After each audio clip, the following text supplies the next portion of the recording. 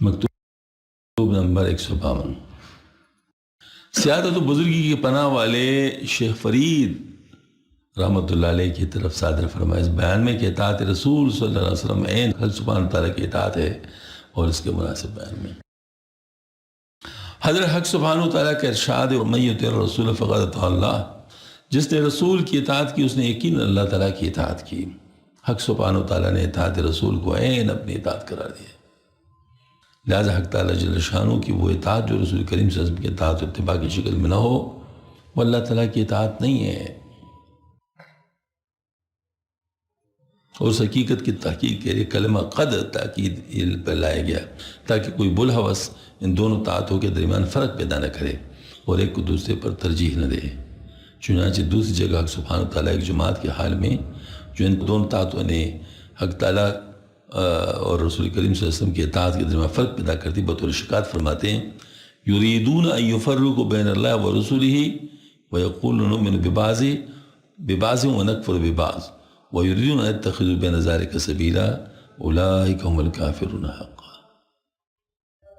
جو لوگ چاہتے ہیں کہ اللہ اور رسول کے درمیان فرق کرے وہ کہتے ہیں کہ ہم بعض آیاتوں پر ایمان لاتے ہیں اور بعض سے انکار کرتے ہیں، وہ چاہتے ہیں کہ اس حق و باطل کے درمیان کوئی راہ اختیار کرے، یقیناً ایسی لوگ کافر ہیں۔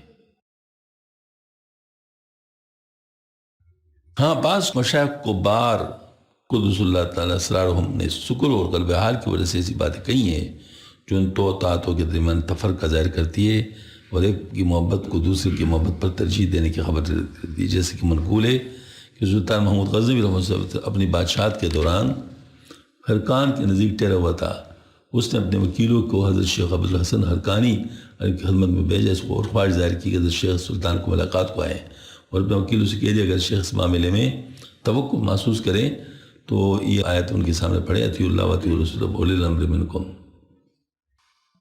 چنانچہ جب وکیلوں نے شیخ کی طرف سے توقع محسوس کیا تو آیت کریمہ اس کے سامنے پڑھی۔ شیخ نے جواب میں کہا میں اطیع اللہ میں اس قدر گرفتار ہوں کہ اطیع الرسول کی اطاعت سے شرمندہ ہوں اور اطاعت الامر کے متعلق کیا بیان کروں۔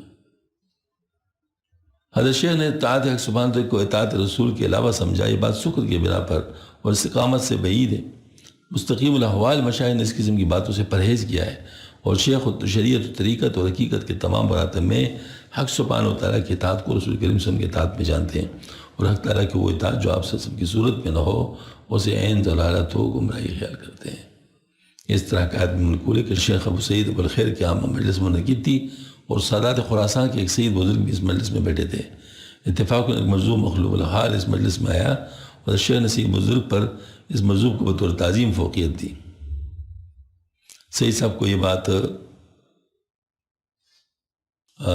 نہ کہو تو حضرت شیخ نے سید صاحب سے فرمایا کہ آپ کی تعظیم تو رسول کریم صلی اللہ علیہ وسلم کی محبت کی وجہ سے اور اس مجذوب کی تعظیم حق سبحانہ تعالیٰ کی محبت کی بنا پر ہے۔ اس قسم کے اختلاف کو مستقیم الاحوال قابل جائز نہیں رکھتے اور حق سبحانہ تعالیٰ کی محبت کی غلبہ کو اس کے رسول صلی اللہ علیہ وسلم کی محبت پر غلبہ کو شکر حال پر معمول کرتے اور بیکار بات سمجھتے ہیں۔ لیکن نہ ضرور ہے کہ مقام کمالات میں جو کہ مرتبہ ولایت ہے حق سبحانہ کی محبت غالب ہوتی ہے، اور مقام تکمیل میں جو کہ نبوت کے مقام کا حصہ ہے محبت رسول غالب ہو جاتی ہے۔ اللہ تعالیٰ ہم کو اطاعت رسول پر ثابت قدم رکھے کیونکہ ان کی اطاعت ہی عین اطاعت ہے۔ بڑا گہرا مضمون ہے۔ اصل میں بعض باتیں بہت زیادہ اونچی نظر آتی ہیں لیکن حقیقت پہ جب غور کیا جائے تو اس کا بنیاد کچھ نہیں ہوتا، اور بعض باتیں بڑی نیچے لیول کی سادگی کی وجہ سے آتی ہیں لیکن وہ بڑی کمال کی باتیں ہوتی ہیں۔ اس کی وجہ کیا ہے کہ ہم لوگ خود کچھ نہیں جانتے جب تک کہ اللہ کے ارادے کو نہ جانیں۔ اگر ہم اللہ کے ارادے کو نہیں جانتے تو ہم کیسے کہہ سکتے ہیں کہ یہ بات صحیح ہو، یہ غلط ہے، اور یہ اچھی ہو، یہ بری ہے؟ ہمیں معیار کا پتہ ہی نہیں ہے۔ اللہ تعالیٰ علیم ہے، حکیم ہے، ہر صفت اللہ تعالیٰ کی کامل ہے، لہٰذا ہم کیسے کہہ سکتے ہیں کہ ہم نے اللہ تعالیٰ کی بات کو پا لیا خود ذاتی طور پہ؟ یہ نہیں کہہ سکتے۔ اب ہمارے پاس چند ذریعے ہیں اللہ تعالیٰ کی مرضی کو سمجھنے کے لیے کہ اللہ پاک کس چیز سے خوش ہوتے ہیں۔ ظاہر ہے انسان کے ساتھ تو اللہ تعالیٰ براہ راست بات اس طرح نہیں فرماتے، وہ تو انبیاء کرام کی بات ہوتی ہے، بلکہ انبیاء کرام کے ساتھ بھی وحی کے ذریعے سے ہوتے ہیں عموماً۔ اب جب یہ والی بات ہے تو یقینی بات جس کو ہم اللہ کی بات کہہ سکتے ہیں، یہ وہ بات ہوگی جو آپ صلی اللہ علیہ وسلم کے ذریعے ہم تک پہنچی ہوگی۔ باقی باتیں ظنی ہیں، بس کسی نے خواب میں دیکھا ظنی، کسی کو کشف ہوا ظنی، ہاں جی، کسی نے سوچا ظنی، یہ ساری باتیں ظنی ہے۔ قطعی کون سی بات ہے؟ وہ وہی ہے، کیونکہ وہی کے ذریعے سے اطلاع دی گئی ہے۔ اطلاع دی گئی ہے کہ آپ صلی اللہ علیہ وآلہ وسلم اپنی طرف سے کچھ بات نہیں کرتے، وہ بات کرتے جو اللہ کی طرف سے وحی ہو جاتی ہے۔ پس آپ صلی اللہ علیہ وسلم کے کلام کو بھی علماء کرام نے وحی میں شامل کیا ہے۔ ہاں، اس کو وحی غیر متلو کہا ہے، یعنی اس کی تلاوت نہیں کی جاتی۔ قرآن کی تو اس طرح تلاوت کی جاتی ہے نا، مثال کے طور پر آپ حدیث شریف کو اگر نماز میں پڑھ لے تو نماز ہو جائے گی، وہی تو ہے، لیکن تلاوت اس کی نہیں کی جاتی۔ ہاں جی، تو جب یہ والی بات ہے تو ظاہر مطلب یہ ہے کہ جو وحی ہے وہ قطعی ہے، وہی قطعی ہے، چاہے مطلوع ہو چاہے غیر مطلوع ہو، وہ قطعی ہے۔ اب جب یہ والی بات سمجھ میں آ گئی تو اللہ جل شانہ کی بات پہنچنے کا ہمارے پاس واحد راستہ جو ہمیں مل رہا ہے وہ کون سا راستہ ہے؟ وہ آپ صلی اللہ علیہ وسلم کا راستہ ہے۔ ہم اپنی طرف سے کوئی بات گمان نہیں کر سکتے، ہم کسی اور چیز کو نہیں سوچ سکتے۔ اگر کتاب اللہ جو بھی آپ صلی اللہ علیہ وسلم کے ذریعے سے ہمیں ملی ہے، آپ صلی اللہ علیہ وسلم نے فرمایا کہ قرآن ہے لہٰذا قرآن ہے، اگر آپ صلی اللہ علیہ وسلم اس کو قرآن نہ فرماتے تو ہم کیا کر سکتے؟ ہم تو کچھ نہیں کر سکتے۔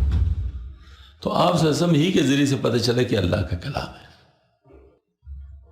آپ صلی اللہ علیہ وسلم کے ذریعے سے سارے پیغمبروں کا پتہ چلا، آپ صلی اللہ علیہ وسلم کے ذریعے سے ہمیں ساری ایمانیات مل گئی۔ ہاں جی، تو اب آپ صلی اللہ علیہ وسلم ہی ذریعے ہے تمام چیزوں کا، یعنی اللہ تعالیٰ سے حاصل کرنے کا۔ لہٰذا یہ جو آیت ہے اس پہ آپ غور فرما لو، وَأَطِیعُوا اللَّهَ وَأَطِیعُوا الرَّسُولَ، اللہ تعالیٰ کی اطاعت کرو، رسول کی اطاعت کرو۔ دوسری بات، من اطاع الرسول فقد اطاع اللہ، جس نے رسول کی اطاعت کی اس نے اللہ کی اطاعت کی، کیونکہ رسول صلی اللہ علیہ وسلم بقول قرآن کے کوئی بات اپنی طرف سے کہتے نہیں ہیں، تو لہذا جو بھی بات آپ صلی اللہ علیہ وسلم نے ہمیں بتائی ہے وہ اللہ کا حکم ہے، تو جب اللہ کا حکم ہے تو اللہ پاک کی اطاعت ہے وہ۔ اب مجھے چٹھی اگر وزیر اعظم بھیج دیں پوسٹ مین کے ذریعے سے، تو پوسٹ مین جو بھی ہے میل لے تو چٹھی وزیر اعظم کی طرف سے، تو میں اس کو اوبے کروں گا، حالانکہ ظاہر وزیر اعظم تو میرے پاس خود چل کے نہیں آیا،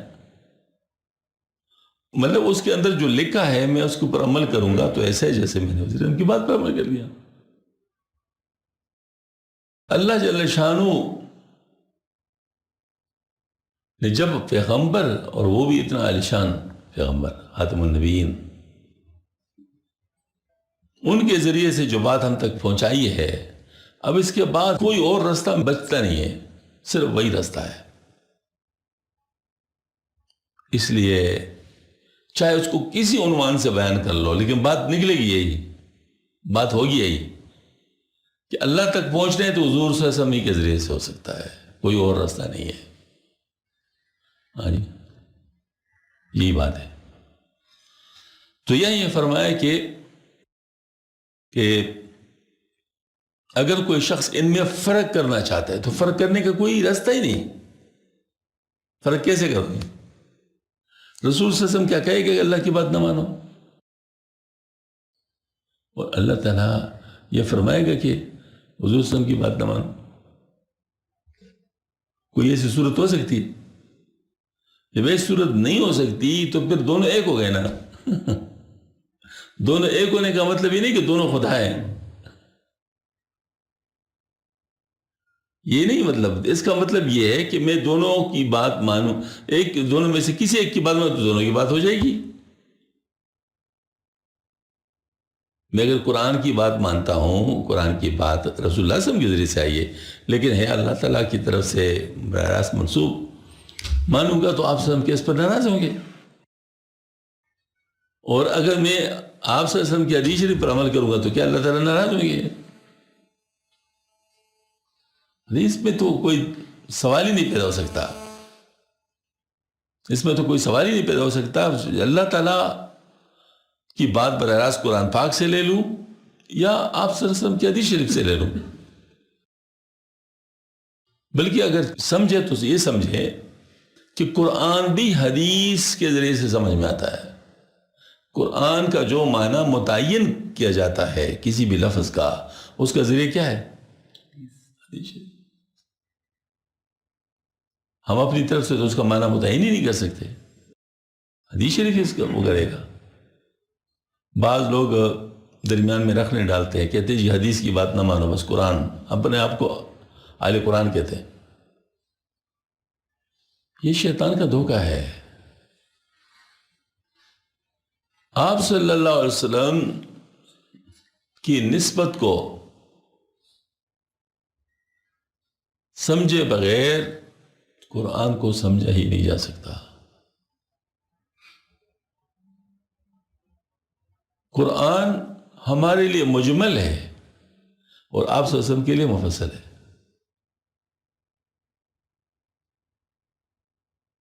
ہم جب قرآن پڑھتے ہیں تو اس میں ہم تفسیر کے محتاج ہوتے ہیں کہ اس کا مطلب کیا ہے. چاہے وہ کوئی عالم ہی کیوں نہ ہو، وہ بھی کی تفسیر سے سمجھے گا نا. وہ کس تفسیر کا محتاج ہوتا ہے. آپ صلی اللہ علیہ وسلم اس کے محتاج نہیں ہے. آپ صلی اللہ علیہ وسلم کے لیے براہ راست ہے. ہاں جی، کیونکہ آپ صلی اللہ علیہ وسلم پہ وہی آتی تھی. لہذا جو بھی جس کا مطلب اگر آپ صلی اللہ علیہ وسلم کے دل میں ڈال دیا گیا، سبحان اللہ، جیسے فرما دیا وہ آپ اللہ تعالیٰ کی طرف سے. اور اگر جبرائیل علیہ السلام آیا تو بھی وہی چیز ہے. اور ایسے ہی سلسلہ شان نزول کا چلتا رہتا تھا. یہ ورفعنا لک ذکرک یہ آیت جب اتری تو جبرائیل علیہ السلام تشریف لائے اور آپ صلی اللہ علیہ وسلم سے عرض کیا، یا رسول اللہ کیا آپ کو پتہ ہے کہ اس کا کیا مطلب ہے؟ ہاں جی. تو آپ صلی اللہ علیہ وسلم سمجھ گئے یہ اللہ تعالیٰ بات پہنچانا چاہتے ہیں. فرمایا کیا ہے؟ فرمایا اس کا مطلب یہ ہے کہ جہاں اللہ کا نام لیا وہاں تیرا نام لیا جائے گا. جہاں اللہ کا نام لیا جائے گا وہاں تیرا نام لیا جائے گا. وَرَفَعْنَا لَكَ ذِكْرَكَ. تو اب یہ جو بات ہے اظہار ہے، مطلب قرآن کی آیت اتری ہے لیکن تشریح کہاں سے آ رہی ہے؟ حدیث. اس طریقے سے بہت سارے موقع پہ ایسا ہوا کہ صحابہ کرام اس کا ظاہری معنی لیتے تو اس کی جناب صلی اللہ علیہ وسلم تصحیح فرماتے. تو یہ اصل میں صحابہ کرام سے کروایا گیا تھا کہ تاکہ لوگ سمجھے کہ قرآن کی تفسیر یہ کیا ہے، حدیث شریف کے ذریعے سے. آپ صلی اللہ علیہ وسلم جو معنی متعین کر دے وہی صحیح ہے. حضرت مولانا تقی عثمانی صاحب دامت برکاتہم ایک موقع پر ارشاد فرماتے تھے کہ اگر ہم حدیث شریفہ کو چھوڑ دیں اور قرآن کو لیں تو لوگوں کے ہاتھوں میں قرآن ایک کھیل بن جائے گا. وَأَقِیمُوا الصَّلَاةَ کا ایک معنی عربی لغت کے لحاظ سے ڈانس کی محفلیں قائم کرو ہے. وَأَقِیمُوا الصَّلَاةَ کا مطلب کیا ہے؟ ڈانس کی محفلیں قائم کرو. اب اس ڈانس کی محفلیں قائم کرو اس کو نہیں لینا اور یہ لینا کہ نماز قائم کرو، یہ کس نے بتایا؟ یہ آپ سے سب نے بتایا. تو شیطان کا یہ چال ہے کہ وہ ہمیں اللہ سے کاٹنے کے لیے داؤ یہ استعمال کرتے ہیں کہ ہمیں حضور سے کاٹ دے، کیونکہ جو حضور سے کٹ گیا وہ تو خود بخود اللہ تعالیٰ سے کٹ گیا، وہ تو اللہ تعالیٰ سے خود ہی کٹ گیا. اس وجہ سے یہی بنیاد ہے ہاں جی کہ ہمیں آپ صلی اللہ علیہ وسلم کے پیچھے چلنا ہے اور آپ صلی اللہ علیہ وسلم کی اطاعت کرنی ہے. وہ خود بخود اللہ کی اطاعت بن جائے گی، وہ خود بخود اللہ کی اطاعت ہے. من اطاع الرسول فقد اطاع اللہ. تو مجاہد صاحب رحمۃ اللہ نے ارشاد فرمایا کہ جو لوگ اس میں فرق کرتے ہیں تو یہ گمراہی اور ضلالت ہے. اللہ کی بات میں اور اللہ کے رسول کی بات میں کوئی فرق نہیں کی جا سکتی، کیونکہ آپ صلی اللہ علیہ وسلم نے اپنی طرف سے کوئی بات کی نہیں. جب اپنی طرف سے کوئی بات نہیں کی تو پھر جو بات کی اللہ کی طرف سے کی ہے، لہذا آپ صلی اللہ علیہ وسلم کی بات اللہ کی بات، یہ بنیادی بات ہے. اور باقی فرمایا کہ جو حضرات غلبہ حال میں ہوتے، شکر کی حالت میں ہوتے ہیں، وہ معاف ہوتے ہیں، وہ اس وقت ہوش میں نہیں ہوتے، تو ان کی بات اور ہے.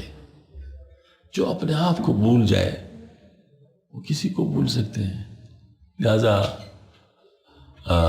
ایسے لوگ معذور ہیں. ان کی بات کو سند نہیں بنایا جائے گا، ان کی بات کو سائڈ پہ کیا جائے گا. یعنی ہم لوگ اس سے رہنمائی نہیں لے سکتے کیونکہ وہ مقتدا نہیں رہے. اس وقت مقتدا عالم سوہ میں ہوتا ہے، کوئی بزرگ یا جو بھی ہو، وہ جو ہے نا مطلب عالم سوہ میں جو ہے وہی مقتدا بن سکتا ہے. عالم سکر والا مقتدا نہیں بن سکتا، اس وقت وہ مقتدا نہیں ہوگا. لیکن اتنا ضرور ہے کہ مقام کمال میں جو کہ مرتبہ ولایت سے حق سبحانہ و تعالیٰ کی محبت غالب ہوتی ہے، اور مقام تکمیل میں جو کہ نبوت کے مقام کا حصہ ہے محبت رسول غالب ہو جاتی ہے. ہاں جی. تو اس وجہ سے ہم لوگوں کو آپ صلی اللہ علیہ وآلہ وسلم کے اطاعت میں ہر وقت مستعد ہونا چاہیے.